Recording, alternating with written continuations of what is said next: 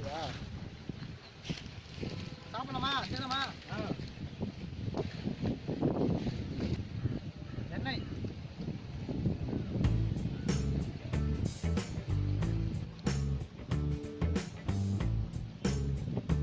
வெங்காயம்,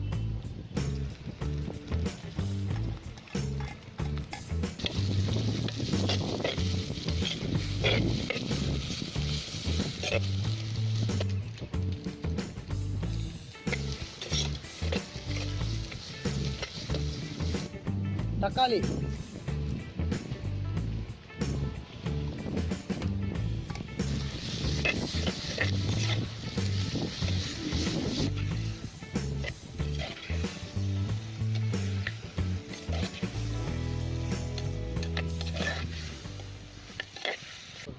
காஞ்ச மிளகாய்.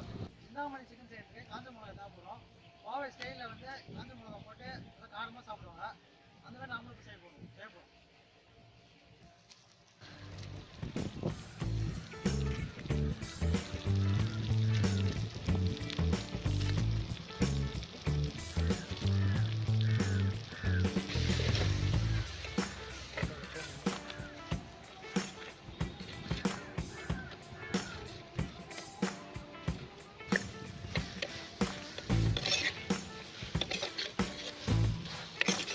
இஞ்சி பூண்டு,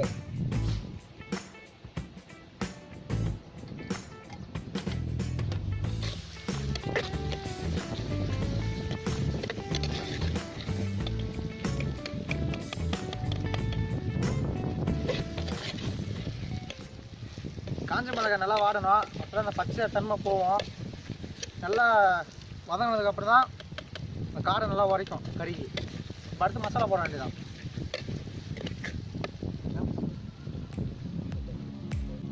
வீட்டு சிக்கன் மசாலா,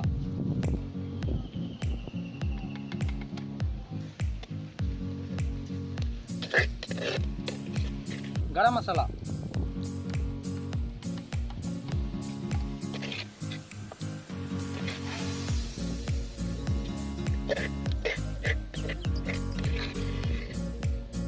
உப்பு,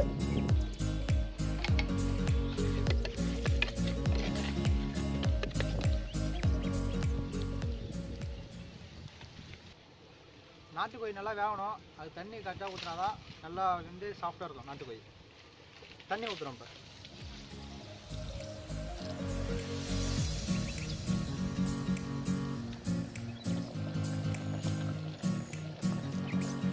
கொதி நல்லா வந்துருச்சு. அடிச்சு வச்சு நாட்டுக்கோழியை உள்ளே போட வேண்டியதான்.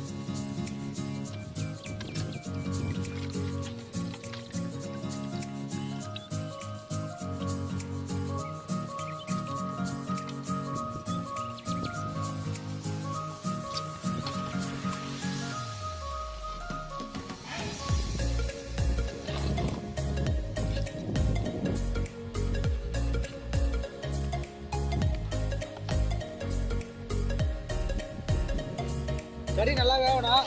தண்ணி நல்லா சுண்டுற வரைக்கும் வேக விட்டுருணும். அப்போதான் கறி நல்லா வெந்து சாஃப்டாக இருக்கும். அப்படியே மூடி வைக்க வேண்டியதான். நல்லா கொதிக்கிட்டோம். வாசனை நல்லா வருது. திறந்து பார்க்க வேண்டியதான்.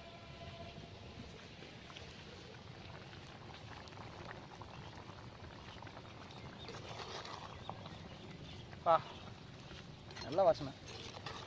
ஏன் நாட்டு கோழி போல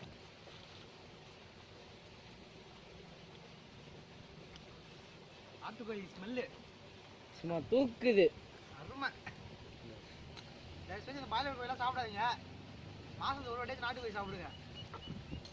ரொம்ப தான் பாய்லர் கோழி சாப்பிட்டு இருக்காங்க. இந்த மாதிரி சாப்பிட்டு பாருங்க. இதுக்கு நீங்கள் அடிக்ட் ஆகிடுவீங்க. வாசனைலாம் வந்துடுச்சு. கறி இன்னும் வேகணும். இன்னும் நல்லா சுண்ட விட்டா போகும்.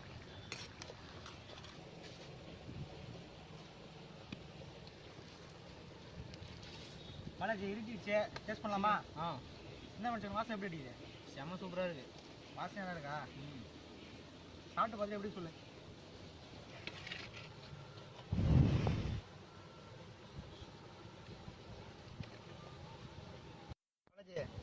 பாலாஜி சிந்தாமணி சிக்கன் சாப்பிடலாமா?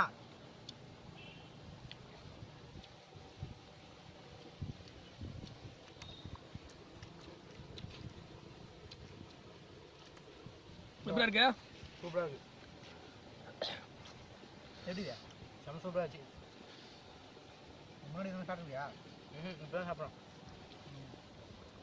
காரமாக இருக்கா? கொஞ்சம் மீடியமாக இருக்குது. ஓகே, இதேமாரி நீங்களும் நாட்டுக்கோயிலா சிந்தாமணி சிக்கன் ட்ரை பண்ணிவிட்டு கீழே கமெண்ட் பண்ணுங்கள். இந்த வீடியோ பிடிச்சிருந்தா லைக் பண்ணுங்கள், ஷேர் பண்ணுங்கள், சப்ஸ்கிரைப் பண்ணுங்கள். மறக்காமல் பெல் பட்டனை ஏற்றுங்க. பாய். அடுத்த வீடியோவில் சந்திக்கிறோம். சிக்கன் ஆகிட்டு போகுதா?